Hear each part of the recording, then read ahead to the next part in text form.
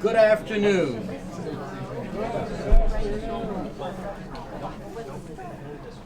Here we go.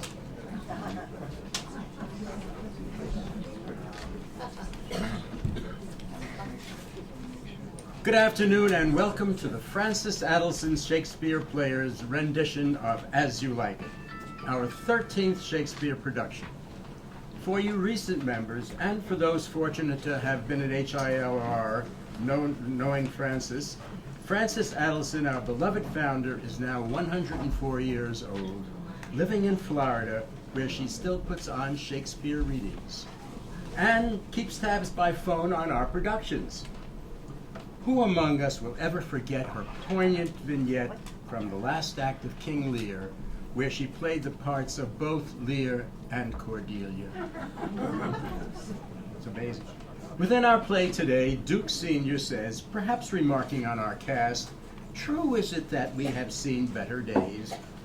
Perhaps we are indeed well within Shakespeare's 7 Ages of Man, but just as Vanessa Redgrave and James Earl Jones are currently treading the boards in the Old Vic Theatre in London in Much Ado About Nothing, we here, within the magic of the Grossman Common, HILR's Globe Theatre, the cast of lovers will become as youths.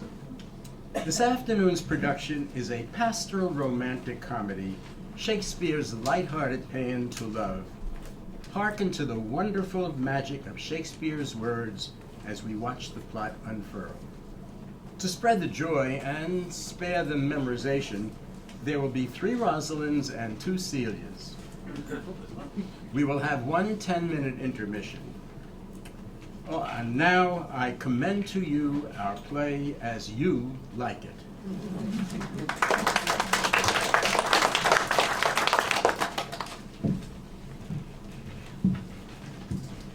As I remember, Adam, it was upon this fashion, bequeathed me by my father's will but poor 1,000 crowns, and as thou sayest, he charged my brother on his blessing to breed me well.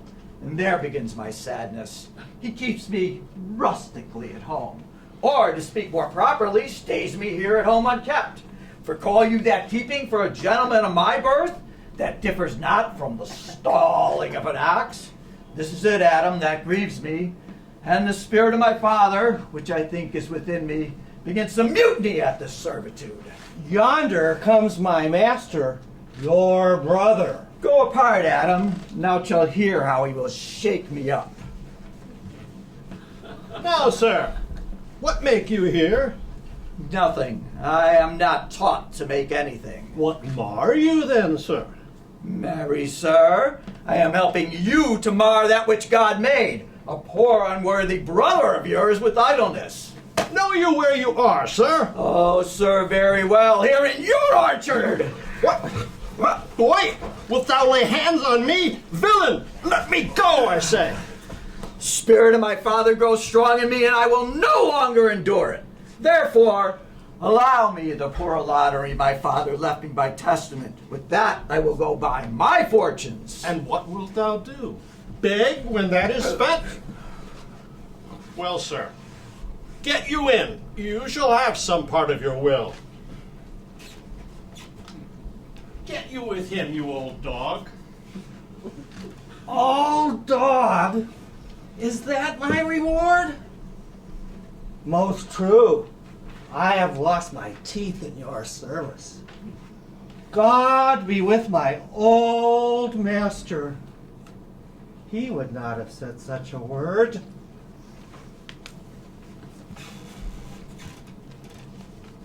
Is it even so? Begin you to grow upon me. I will physic your rankness, and yet give no 1,000 crowns neither. Holla, Dennis! Calls, your worship. Was not Charles, the Duke's wrestler, here to speak with me? Call him in. 'Twill be a good way. And tomorrow the wrestling is. Good morrow to your worship. Good Monsieur Charles, what's the new news at the new court? Oh, the old Duke is banished by his younger brother, the new Duke. As I understand, 3 or 4 loving lords have put themselves into voluntary exile with him. Can you tell if Rosalind, the Duke's daughter, be banished with her father? Oh no, for the Duke's daughter, her cousin, so loves her that she would have followed her into exile. Yea, or have died to stay behind her. They were ever from their cradles bred together, and never 2 ladies loved as they do. Where will the old Duke live? They say he is already in the forest of Arden, and many merry men with him. Ah, and there they live like the old Robin Hood of England. What, you wrestle tomorrow before the new Duke? I am given, sir, secretly, to understand that your younger brother, Orlando, hath a disposition to come in disguised to try a fall against me. Your brother is but young and tender, and I, for your love, I would be loath to foil him. Charles, I thank thee for thy love to me, which thou shalt find I will most kindly requite. I'll tell thee, Charles, it is the stubbornest young fellow of France, full of ambition, a secret and villainous contriver against me, his natural brother. Therefore, I had as lief thou didst break his neck as his finger. If he come tomorrow, I'll give him his payment. Farewell, good Charles. Now will I stir this gamester. I hope I shall see an end of him. For my soul, yet I know not why, hates nothing more than he. This wrestler shall clear all.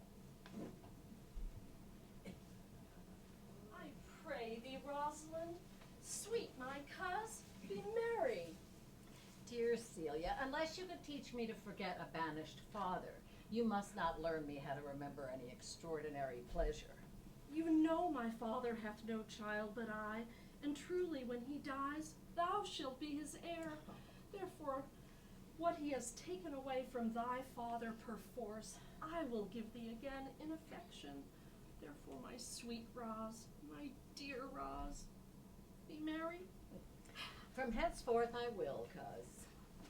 Mistress, you must come away to your father. Were you made the messenger? Oh, no, by mine honor, but I was bid to come for you. You'll be whipped for slander one of these days. The more pity, when fools may not speak wisely, what wise men do foolishly. By my troth thou sayest true, for since the little wit that fools have was silenced, the little foolery that wise men have makes a great show. Ah, here comes Monsieur LeBeau, All with his mouth full of news. which he will put on us as pigeons feed their young. Bonjour, Monsieur LeBeau, what's the news? Fair princess, you have missed much good wrestling sport. I will tell you the beginning, and if it please your ladyships, you may see the end, for the best is yet to do. And here, where you are, they are coming to perform it. Well, the beginning, that is dead and buried. There comes an old man and his 3 sons. The eldest of the 3 wrestled with Charles, the Duke's wrestler, which Charles, in a moment, threw him, broke 3 of his ribs. There's a little chance of life in him. So he served the 2nd, and so the 3rd. Yonder they lie, the poor old man, their father, making pitiful dole over them. But what is the sport, Monsieur, that the ladies have lost? That which I stole you. Thus men may grow wiser every day. It is the first time that ever I heard breaking of ribs was sport for ladies. But is there any else longs to see this broken music in his sides? Is there yet another dotes upon rib breaking? Shall we see this wrestling, cousin? Come on, since the youth will not be entreated his own peril on his forwardness. How now, daughter and cousin? Are you crept hither to see the wrestling? Aye, my liege, so please you give us leave. You will take little delight in it, I can tell you. In peril of the challenger's youth, I would fain dissuade him, but he will not be entreated. Speak to him, ladies. See if you can move him. Young gentlemen, your spirits are too bold for your years. Now, you've seen cruel proof of this man's strength. Embrace your own safety and give over this attempt. Do, young sir. Your reputation shall not therefore be misprized. We will make it our suit to the Duke that the wrestling might not go forward. I beseech you, punish me not with your hard thoughts, wherein I confess me much guilty to deny such fair and excellent ladies anything. But let your fair eyes and gentle wishes go with me to my trial, wherein if I be foiled, there be but one shamed who was never gracious, if killed, one dead who is willing to be so. Only in the world I fill up a place which may be better supplied when I have made it empty. What little strength I have, I would it were with you. Your heart's desires be with you. Come, where is this young gallant? And you mean to mock me after you should not have mocked me before, but come my ways! May thy speed, young man. No more! No more! How dost thou, Charles? Bear him away! What is thy name, young man? Orlando, my liege, youngest son of Sir Roland Boyce. I would thou hadst been son to some man else. The world esteemed your father honorable, but I did find him still mine enemy. But fare thee well. Thou art a gallant youth. I would thou hadst told me of another father. Gentle cousin, let us go thank him and encourage him. My father's rough and envious disposition sticks me at heart. Sir, you have well deserved, and if you do keep your promises in love but justly, as you have exceeded all promise, your mistress shall be happy. Gentleman, wear this for me, one who's out of suits with fortune, who would give more, but that her hand lacks means. Shall we go, cuz? Aye, fare ye well, fair gentlemen. Cannot I say I thank you? My better parts are all thrown down, and that which here stands up, a mere lifeless block. He calls us back. My pride fell with my fortunes. I'll ask him what he would. Did you call, sir? Sir, you have wrestled well and have overcome more than your enemies. Will you go, cuz? Fare you well. What passion hangs these weights upon my tongue?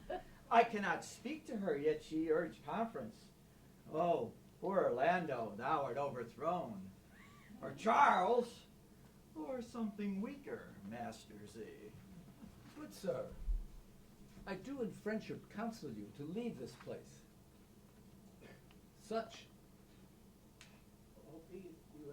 albeit you have deserved high commendation, true applause and love, yet such is now the Duke's condition that he misconstrues all that you have done.